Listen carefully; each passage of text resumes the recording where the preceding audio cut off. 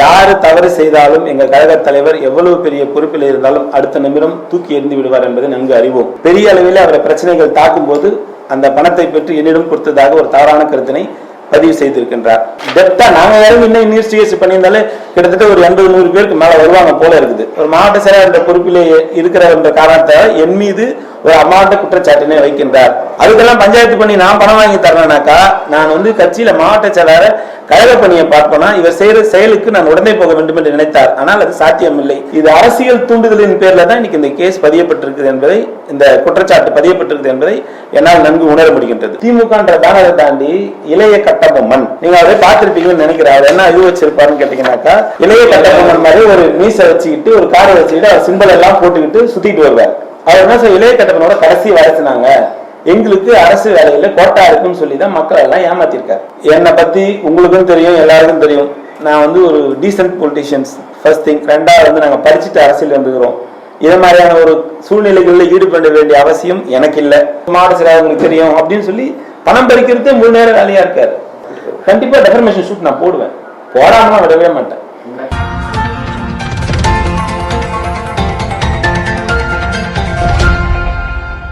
அனைவருக்கும் வணக்கம். கடந்த 2-3 நாட்களாக தொடர்ந்து தொலைக்காட்சியிலே என்னை பற்றி ஒரு அவதூறு செய்திகள் வந்து கொண்டிருக்கின்றன. நீங்களும் அதை பார்த்திருப்பீர்கள். அந்த வகையிலே இளைய கட்டபொம்மன் என்கிற துளசிராமன் அவர்கள் அரசு வேலை வாங்கி தருவதாக கூறி கிட்டத்தட்ட 30க்கும் மேற்பட்ட நபர்களை ஏமாற்றி பணம் பறித்திருக்கின்றார். அந்த வகையிலே கடந்த ஆண்டு அவர் கைது செய்யப்பட்டு சிறையில் இருந்து வெளியே வந்துள்ள சூழ்நிலையிலே, இன்றைக்கு ஆட்சி மாற்றம் ஏற்பட்டிருக்கின்ற சூழ்நிலையிலே என்னுடைய பெயருக்கும் என்னுடைய பொறுப்பிற்கும் கழகத்திற்கும் கெட்ட பேர் விளைவிக்க வேண்டும் என்ற எண்ணத்திலே பிறருடைய தூண்டுதலின் பேரிலே இன்றைக்கு இந்த வழக்கிற்கும் எனக்கும் சம்பந்தம் இருக்கிறது என்று சொல்லியிருக்கின்றார். இவர் கட்டபொம்மனுடைய கடைசி வாரிசு என்றும் எனக்கு தனியாக கோட்டா இருக்கிறது என்றும் அரசு வேலையிலே எங்களுக்கு அந்த கோட்டா முறையிலே ஒதுக்கீடு செய்வார்கள் என்று கூறி தமிழ்நாடு முழுவதிலும் இருந்து கிட்டத்தட்ட ஒரு குறைந்தபட்சம் எனக்கு தெரிஞ்சு 30க்கும் மேற்பட்ட நபர்களை ஏமாற்றி பணம் பறித்திருக்கின்றார். என்னை பற்றி இந்த அவதூறு செய்தி வந்தது பிறகு அவரை பற்றிய தகவல்களை நான் சேகரித்த பொழுது எல்லோரிடத்திலும் ஒரு காரணத்தை சொல்லி அந்த பணத்தினை பறித்திருக்கின்றார். முதலாக 2026 ஜனவரி மாசமா 25 எண்ணிலையான்னு தெரியல, இவரை பற்றி ஒரு புகார் என்னிடம் வந்தது. அவரை அழைத்து நான் விசாரித்து, இது திராவிட முன்னேற்ற கழகம், இந்த கழகத்திலே பொறுப்பில் இருப்பவர்கள் யார் தவறு செய்தாலும் நம்முடைய கழக தலைவர் அவர்கள் உடனடியாக எவ்வளவு பெரிய பொறுப்பில் இருந்தாலும் பொறுப்பில் இருந்து எடுத்து விடுவார், உன் தவறை சரி செய்து கொள் என்று அவரை கண்டிப்பாக நான் வான் பண்ணி தான் அமைச்சிருந்தேன். யாராருக்கிட்ட என்னென்ன பணம் வாங்கிருக்குன்னு தொடர்ந்து கம்ப்ளைண்ட் வருது. தலைமை கழகத்திலிருந்து என்னை கூப்பிட்டு சொல்லியிருக்காங்க, இதை உடனடியாக நிவர்த்தி செய்ய வேண்டும் என்று சொன்னேன். அதை அவர் காதிலே வாங்கிக் கொள்ளவில்லை. அதன் பிறகு பாதிக்கப்பட்டவர்கள் நேரடியாக காவல் நிலையத்துக்கு சென்று புகார் அளித்து புகாரை விசாரித்ததன் அடிப்படையிலே அவர் கைது செய்யப்பட்டார். இதுதான் உண்மையும் கூட எல்லாருக்கும் தெரியும். ஏனென்றால் திராவிட முன்னேற்ற கழக ஆட்சியிலே உங்களுக்கு எல்லாம் நன்றாக தெரியும், சட்டத்தின் முன் அனைவரும் சமம். யாரு தவறு செய்தாலும் எங்க கழக தலைவர் எவ்வளவு பெரிய பொறுப்பில் இருந்தாலும் அடுத்த நிமிடம் தூக்கி எறிந்து விடுவார் என்பதை நன்கு அறிவோம். அந்த வகையிலே யார் தவறு செய்தாலும் அவர்கள் தண்டிக்கப்பட வேண்டும் என்பது எங்களுடைய உண்மையான வெளிப்பாடு. அந்த வகையிலே அவர் கைது செய்யப்பட்டார். கைது செய்யப்பட்டு பின்பு வெளியே வந்துவிட்டு இப்போது இதற்கு நான் காரணம் என்று ஒரு குற்றச்சாட்டினை சொல்லியிருக்கின்றார். அவருக்கும் எங்களுக்கும் எந்த விதமான சம்பந்தமும் கிடையாது. அவரிடத்துல நான் தொலைபேசியிலே பேசியது கூட கிடையாது. அவர் நேரடியாக அழைத்துத்தான் நான் இந்த புகார் பற்றி தெரிவித்து உடனடியாக சரி செய்து கொள்ள வேண்டும் என்று நான் சொன்னேன். அதை தொடர்ந்து அவர் சரி செய்து கொள்ளாமல் மெத்தன போக்கிலே இருந்து இன்றைக்கு பெரிய அளவில் அவரை பிரச்சனைகள் தாக்கும் போது அந்த பணத்தை பெற்று என்னிடம் கொடுத்ததாக ஒரு தவறான கருத்தினை பதிவு செய்திருக்கின்றார். கிட்டத்தட்ட அவர் மேல 2 எஃப்ஐஆர் இருக்கு, உங்களுக்கும் தெரிஞ்சிருக்குன்னு நினைக்கிறேன். இதை தாண்டி அவர் யார்கிட்ட எவ்வளவு பணம் வாங்கியிருக்காரு என்ற விஷயங்கள் ஒரு 2 நாளா நான் சேகரிச்சது. கொளத்தூர் தொகுதியில கூட அவர் மேல ஒரு கம்ப்ளைண்ட் கொடுத்திருக்காங்க.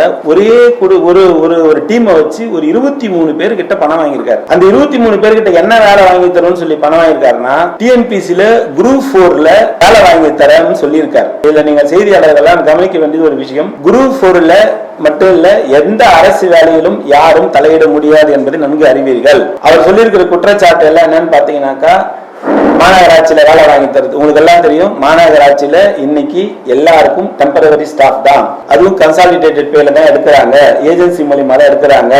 நிரந்தர வேலை என்பது சாத்தியம் இல்லாத ஒன்று என்பது உங்களுக்கு எல்லாம் தெரியும். அது எந்த துறையாக இருந்தாலும் அந்த துறையில முறையாக எக்ஸாம் எழுதி பாஸ் பண்ணி முறையாக தேர்ந்தெடுக்கப்பட்டு தான் அவர்களுக்கு வேலை வாய்ப்புகள் வழங்கப்படும். அவர் டிஎன்பிசியிலேயே வேலை வாங்கி தரேன்னு சொல்லி 23 பேர்கிட்ட பணம் வாங்கியிருக்கார். அதுக்கான ஆதாரம் எங்களிடத்தில் இருக்கிறது. இவங்களை எல்லாம் நாங்கள் தேடி பார்த்து விசாரித்த போது அந்த தகவல்கள் சேகரிக்கப்பட்டன. இன்னும் எங்களுக்கு டைம் கிடைச்சிருந்தா நாங்க டெப்தா நாங்க யாரும் இன்னும் இன்வெஸ்டிகேஷன் பண்ணியிருந்தாலே கிட்டத்தட்ட ஒரு 80-100 பேருக்கு மேல வருவாங்க போல இருக்குது. அப்படி பணம் பெற்றவர் என்ன சொல்றாருன்னா, அவர் தப்பித்துக் கொள்வதற்காக ஒரு மாவட்ட செயலாளர் பொறுப்பிலே இருக்கிற என்ற காரணத்தை என் மீது ஒரு அமாண்ட குற்றச்சாட்டினை வைக்கின்றார். அது மட்டுமல்ல அதை சொல்றாரு, இது மாதிரி இந்த பணத்தை பெற்று என்னோட உதவியாளர், உங்களுக்கு எல்லாருக்கும் தெரியும் எனக்கு இருக்கிறது ஒரே உதவியாளர் பிரவீன் மட்டும்தான். அவர் தான் உங்களை எல்லாம் கூட செய்தியாளர் சந்திப்புக்கு கோஆர்டினேட் பண்ணுவார், ஏதாவது நிகழ்ச்சினா கூட. இவர் என்ன சொல்றாருன்னா, பிரசன்னா சொல்றாரு, வினோத் விஜயன் சொல்றாரு, அவங்க எல்லாம் என்ன சொல்றாங்க, கேஸ் கொடுக்க ரெடி ஆயிட்டாங்க. அவங்களும் கேஸ் நேற்றுக்கு ஒருத்தர் கொடுத்துட்டாரு. யார்? துளசிராமன் மேல நேற்று கேஸும் கொடுத்துருக்கிறார். அவருக்கும் கொடுக்கல் வாங்கல் இருக்குது. அவர் என்ன நினைக்கிறாருன்னு கேட்டா, இவர் எங்கெங்கெல்லாம் பணம் கொடுத்து ஏமாறுறாரோ, யாரெல்லாம் ஏமாத்துறாரோ அதுக்கெல்லாம் பஞ்சாயத்து பண்ணி நான் பணம் வாங்கி தரேன்னாக்கா, நான் கட்சியில மாவட்ட செயலாளர் கழக பணியை பார்ப்போம்னா இவர் செய்யற செயலுக்கு நான் உடனே போக வேண்டும் என்று நினைத்தார். ஆனால் அது சாத்தியம் இல்லை. நான் ஸ்ட்ரிக்டா வான் பண்ணது உண்மை. அதனுடைய காழ்ப்புணர்ச்சியின் காரணமாக இது அரசியல் தூண்டுதலின் பேர்ல தான் இன்னைக்கு இந்த கேஸ் பதியப்பட்டிருக்குது என்பதை, இந்த குற்றச்சாட்டு பதியப்பட்டிருக்குது என்பதை என்னால் நன்கு உணர முடிகின்றது. மார்ச் மாசம் ரிமாண்ட் பண்ணாங்க ஐசோஸ்ல 17 லட்சம் லேடிட்ட வாங்கி குந்தமாகத்துல கடை ஒதுக்கிடுவாங்க. அதுக்கு முன்னாடி மெரினாவில் அதே மாதிரி ஒரு சிட்டி கேஸ் இருந்து அவரை தொடர்ந்து ஸ்டிக்கர்லாம் போட்டு தெரிஞ்சிருக்காரு. இவர் இது மாதிரி செயல்களை தொடர்ந்து ஈடுபடுறாரு என்பதற்காகத்தான் சில நிகழ்ச்சிகளுக்கு அவர் வந்தாலும் நீங்க நிகழ்ச்சி நிக்க கூட உங்க மேல குற்றச்சாட்டு இருக்குது நான் ஒதுக்கி அமைச்சிருக்கிறேன். அதோட காழ்ப்புணர்ச்சி காரணமாக ஒரு சில இடத்துல சொல்லி இருக்கிறார், எனக்கு மாவட்டம் சப்போர்ட் பண்ணாம பண்றாருன்னா நீ தவறு செஞ்சதுக்கு உங்க சப்போர்ட் பண்ண மாட்டாக்கும், முதல்ல எல்லாத்தையும் முடிச்சுட்டு வா அப்படின்னு நாங்க சொல்லி அமைச்சோம். அதோட காழ்ப்புணர்ச்சியின் காரணமாக தான் இன்னைக்கு ஆட்சி மாற்றம் ஏற்பட்ட உடனே அரசியல் உள்நோக்கத்தின் காரணமாக இன்றைக்கு அவர் இந்த வேலையை பார்த்துக்கிட்டு இருக்காரு.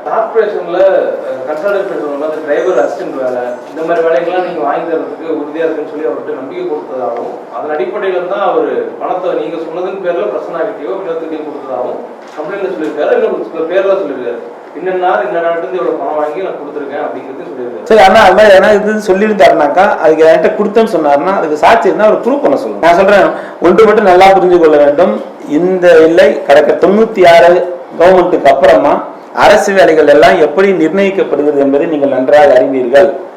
அந்த வகையிலே மிக உயர்ந்த ஒரு பொறுப்பில் இருக்கிறவர் நான் போய் இது போன்ற ஒரு குறைவான செயலில் ஈடுபடுவானா என்பதை பொதுமக்களும் கட்சிக்காரர்களும் அதை தாண்டி செய்தியாளர்கள் நீங்களும் சற்று சிந்திக்க வேண்டும். அவர் கணக்கே இல்லாத போதுமா? அது என்னன்னா எங்களுக்கு எங்களுக்கு தெரிஞ்சதே கிட்டத்தட்ட பாத்தீங்கன்னா ஒரு 2 கோடி ரூபாய் கிட்ட வரும் போல இருக்குது. தமிழ்நாடு ஃபுல்லா பண்ணிருக்காரு. இங்க நாகர்கோவில் இருக்கு கம்ப்ளைண்ட். நாகர்கோவில், சீர்காழி, சென்னை, கொளத்தூர்ல மட்டுமே கிட்டத்தட்ட 23 பேர் வந்திருக்காங்க. எம்டிசியோட ஒரு டிரைவர், அவர் ஆக்டிங் டிரைவர், அவருக்கு செயல்படுறாராம். அவரை வச்சுக்கிட்டு தான் இந்த எம்டிசில வேலை செய்யறவங்க கிட்ட 23 பேருக்கிட்ட உங்க பிள்ளைகளுக்கு நான் குரூப் 4ல வேலை வாங்கி தரேன்னு சொல்லி வாங்கியிருக்காரு. அதோட கம்ப்ளைண்ட் காப்பியை கூட அவங்க கொடுத்த போலீஸ் ஸ்டேஷன்ல கொடுத்த கம்ப்ளைண்ட் காப்பி கூட என்கிட்ட இருக்கு. அதை அவங்களே காப்பி கொடுத்துட்டு பின்னாடி எவ்வளவு பணம் கொடுத்தோன்றதையும் கொடுத்துருக்காங்க. அந்த ராஜமங்கலம் போலீஸ் ஸ்டேஷன்ல கொடுத்ததுக்கான காப்பியும் இருக்கு. இது மாதிரி பல்வேறு குற்ற செயலில் ஈடுபட்டு இருக்காரு போல. இது எனக்கு 2024 அப்புறம் தான் அவரை பத்தி சில விஷயங்கள் தெரிய ஆரம்பிச்சதுக்கு அப்புறம் தான் நான் கூப்பிட்டு சொன்னேன், இந்த மாதிரி பிரச்சனை வந்துருக்குது. அதை தடவை எனக்கு ஃபர்ஸ்ட் அவரை எப்படி அவர் தப்பு பண்றாருன்னு தெரிஞ்சுன்னா, வட சென்னையில இருந்து ஒரு சகோதரர் எனக்கு போன் பண்ணார். இந்த மாதிரி போன் பண்ணி இவர் இது மாதிரி ஒரு தப்பு பண்றாரு சார்னு சொன்னோன்னே அப்பதான் அவரை கூப்பிட்டு நான் வான் பண்றேன். இது மாதிரி இதுக்கு எதுவும் கம்ப்ளைண்ட் வருதுன்னா அதிகாரத்துல என்கிட்ட அந்த கம்ப்ளைண்ட் கொடுத்துட்டு விசாரிங்க, நிர்வாகியா இருக்கா நீங்க விசாரிங்கன்னு சொல்லி நான் சொன்னதுக்கு அப்புறம் தான் அதை வச்சு கம்ப்ளைண்ட்டும் எடுத்து அதுக்கப்புறம் தான் அவர் கூப்பிட்டு விசாரிச்சதன் அடிப்படையில் அவர் என்ன சொன்னார், ஆமாண்ணா நான் வாங்கினது உண்மைதான், நான் சீக்கிரமா அந்த பணத்தை கொடுத்துறேன்னு சொன்னார். யார் எதை கம்ப்ளைண்ட் சொன்னாலும் விசாரிச்சோம்னா கொடுத்துறேன்னு சொல்லுவார். அதோட ஆள் அப்ஸ்காண்ட் ஆயிடுவார். ஒரு ஸ்டேஜுக்கு அப்புறம் அவர் அரெஸ்ட் ஆனதுக்கு அப்புறம் தான் அவர் உண்மையாலுமே இத்தனை பேர்கிட்ட பணம் வாங்கியிருக்காருன்றது அப்பதான் எங்களுக்கே தெரிய வருகிறது. திமுக ஆட்சியில தான் அவர் மேல போடப்பட்டதா? கட்சியில எத்தனை வருஷமா இருந்தாரு? இல்ல இது என்னன்னா கட்சிக்காரங்களை பார்த்தே அவர் எதுவுமே பண்ணல. பொதுமக்கள், அப்பாவி பொதுமக்கள் கிட்ட தானே இந்த மாதிரி செயலில் ஈடுபட்டு இருக்காரு. இதுல ஒரு எஃப்ஐஆர் சீர்காழியில் இருக்கிறவங்க கிட்ட பணம் வாங்கியிருக்காரு. சார் அவரோட பாலிசி திமுகன்ற பேனரை தாண்டி இளைய கட்டபொம்மன், நீங்க அவரே பார்த்திருப்பீங்கன்னு நினைக்கிறேன். அவர் என்ன இது வச்சிருப்பாருன்னு கேட்டீங்கன்னாக்கா, இளைய கட்டபொம்மன் மாதிரி ஒரு மீசை வச்சுக்கிட்டு ஒரு காரை வச்சுக்கிட்டு அவர் சிம்பிள் எல்லாம் போட்டுக்கிட்டு சுத்திட்டு வருவார். அவர் என்ன சார் இளைய கட்டபொம்மனோட கடைசி வாரிசுனாங்க, எங்களுக்கு அரசு வேலையில கோட்டா இருக்குன்னு சொல்லி தான் மக்கள் எல்லாம் ஏமாத்திருக்காரு. அது மட்டும் இல்ல, எல்லாரோடையும் கோட்டா எடுத்துக்கணும். திமுக மட்டும் சொல்ல முடியாது, வேறு கட்சியை சேர்ந்த தலைவர்களோட படங்கள் கூட இதுல இருக்கு. கரெக்டா? இது மாதிரி தொடர்ந்து இதுதான் வேலையா வச்சுட்டு இருந்தவர் அவர் இன்னைக்கு தன்னை காப்பாற்றிக் கொள்ள வேண்டும் என்பதற்காக நம்ம குற்றச்சாட்டு சுமத்துக்கிறார். இதான் உண்மை. நீங்க பணம் வாங்கிட்டீங்க, அந்த பணத்தை நான் கேட்க போனப்ப என் மேலேயே பொய்யா கேஸ் போட்டதை உள்ள தர்றாங்க அப்படின்னு பேட்டி கொடுத்தாரு. என்னை பத்தி உங்களுக்கும் தெரியும், எல்லாருக்கும் தெரியும். நான் வந்து ஒரு டீசென்ட் பொலிட்டிஷியன்ஸ் ஃபர்ஸ்ட் திங். ரெண்டாவது நாங்கள் படிச்சுட்டு அரசியல் வந்துக்கிறோம். இது மாதிரியான ஒரு சூழ்நிலைகளில் ஈடுபட வேண்டிய அவசியம் எனக்கு இல்லை. ஏன்னா எனக்கு ஒரு சொந்தமா ஒரு நிறுவனத்தை நடத்தி கொண்டிருக்கிறேன். கிட்டத்தட்ட நிறுவனத்தில் 200க்கும் மேற்பட்டவர்கள் வேலை செய்து கொண்டிருக்கின்றார்கள். இதை மாதிரி கீழ்த்தரமான வேலையை செய்யக்கூடிய ஒரு சூழ்நிலைக்கு நான் எப்போதும் இறங்கியதும் இல்லை. எங்களை எல்லாம் எங்களுடைய கழகம் அப்படி வளர்த்ததும் இல்லை. அவர் என்ன சொல்றாரு, 2022 நாங்க வந்து நீங்க கவுன்சில் ஆனது பிறகு இந்த மாதிரி நான் பணம் வாங்கி கொடுக்கறதுக்கு முற்பட்டேன். அவர் என்கிட்ட சொன்னாரு, சிஸ்டர் என்ன சொன்னாருன்னா, நீங்க வந்து தெரிஞ்சவங்க கொடுத்துருந்தா சொல்லுங்க, நம்ம உங்க வேலை வாங்கி தரேன் அப்படின்னு நீங்க சொல்லியிருக்கேன். நீங்க நம்பிக்கை கொடுத்ததாகவும், அதன் அடிப்படையில் அவருடைய மனைவியும் உட்பட அவர் நண்பர்கள் எல்லாம் சேர்த்து பணத்தை உங்ககிட்ட கொடுத்ததாகவும், 2022 கொடுத்த பணத்தை தொடர்ச்ச நீங்க வேலை வாங்கி தர முடியாதுன்னு சொன்னதுக்கு அப்புறமேட்டு கேட்டதாகவும், நீங்க அதை கொடுக்க மாட்டேன் முடிஞ்சதை பார்த்துக்கன்னு சொல்லும் போது திமுக தலைமையிட புகார் கொடுத்ததுனால நீங்க அவர் மீது 2024 வழக்கு பதிவு செய்து நீங்க அவர் மேல கேஸ் போட்டு உள்ள தந்ததாகவும் உங்க மேல குற்றச்சாட்டு. ஏன்னா காவல்துறை பத்தி உங்களுக்கு நல்லாவே தெரியும். திமுக அரசு இருந்தப்போ காவல்துறை எப்படி செயல்பட்டது என்பது உங்களுக்கு நன்றாக தெரியும். மின்னல் வேகத்திலே சென்னை காவல்துறை செயல்படும்.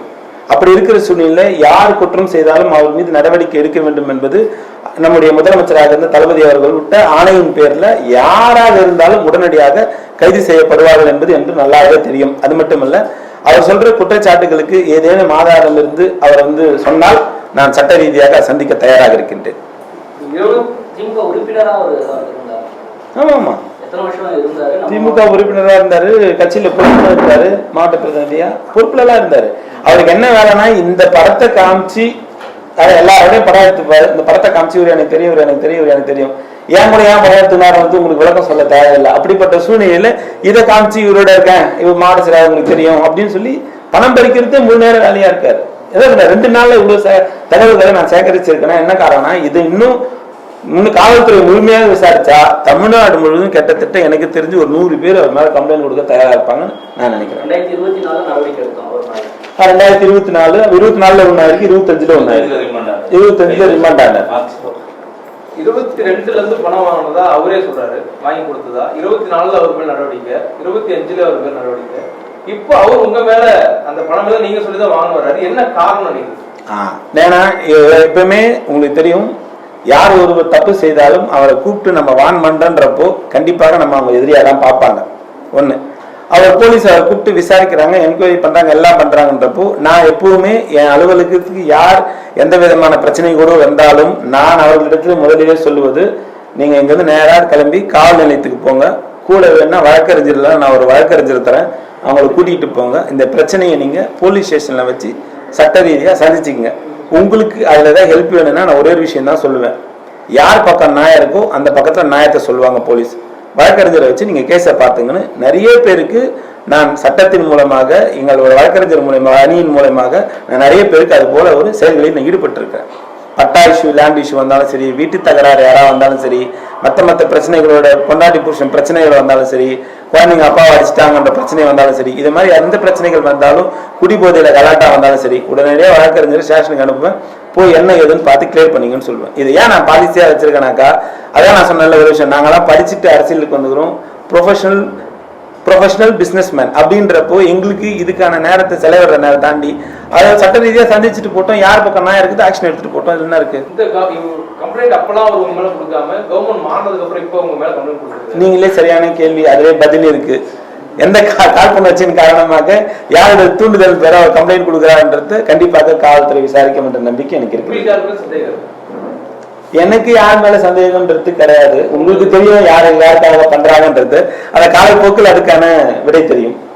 இந்த மாதிரி வேலை தனிப்பட்ட முறையில் அவரால் எப்படி பண்ண முடியும் சார்? இது வந்து எப்படி பண்றாருன்னா, பிகினிங்ல அவருக்கு ஒரு ஃப்ரேம், அந்த நிலைய கட்டபொம்மன்ற ஒரு ஃப்ரேம் அவர் பார்த்தவர்களாம் தெரியும். எப்படிப்பட்ட கார் வச்சிருப்பாரு, என்ன சிம்பிள் இருக்கும், வீரபாண்டிய கட்டபொம்மனோட படத்தை போட்டுப்பாரு. சரி, எல்லாருக்கும் வரப்ப என்னன்னு கேட்டாக்கா, ஒரு சுதந்திர போராட்ட தியாகியா இருந்தவர், அவருடைய கடைசி வாரிசா இருக்காரு, இவருக்கு கண்டிப்பா அரசாங்கத்துல ஏதோ கோட்டா இருக்குமோன்னு சொல்லி. சார் இன்னைக்கு உங்களுக்கு தெரியும், நூதன திருட்டுகள், நூதன மோசடிகள் இன்றைக்கு உலகமெங்கும் பரவி கொண்டிருக்கின்றன.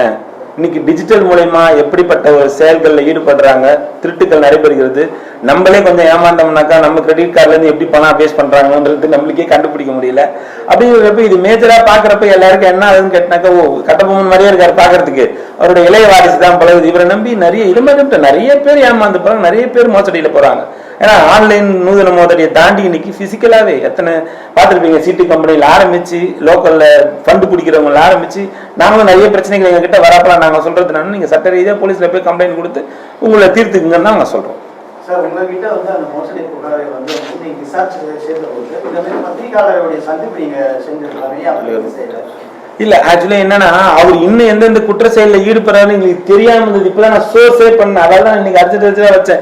இது எல்லாம் நேற்றுன்னு உட்கார்ந்து சோர்ஸ் பண்ணது. இதை தாண்டி பாதிக்கப்பட்டவர்கள் இன்னும் நிறைய பேர் கம்ப்ளைண்ட் கொடுக்க தான் போறாங்க. அதுக்கான சூழ்நிலைகளும் இருக்குது. ஏன்னு கேட்டீங்கன்னாக்கா, அவ்வளவு பேருக்கு இப்பதான் தெரியுது, சார் இவன் இன்னைக்கு தந்துறேன் நாளைக்கு தந்துறேன்னு சொல்லி தொடர்ந்து ஏமாத்திட்டே இருக்கான். இப்ப கடைசியில் அங்கிருந்து இங்கிருந்து உங்ககிட்டயே வந்திருக்கானா, இப்ப நாங்களும் போய் கம்ப்ளைண்ட் கொடுக்கணும்னு நிறைய பேர் கிளம்பி இருக்கிறாங்க. அதான் உண்மையும் கூட. உங்களுக்கு அதுக்கான செய்தி எல்லாம் வரும், நீங்க பாருங்க. புரியல? இல்ல, நான் சட்ட ரீதியா சந்திக்க தயார். எனக்கான ஒரு விஷயங்கள் அதான் அவன் என்ன பண்றாரோ பண்ணட்டும். கண்டிப்பா டெஃபர்மேஷன் ஷூட் நான் போடுவேன், போடாமலாம் விடவே மாட்டேன். நடவடிக்கை எடுத்துட்டாங்க. நான் தான் சொல்றேன், டெஃபர்மேஷன் ஷூட் கண்டிப்பா போடுவேன்.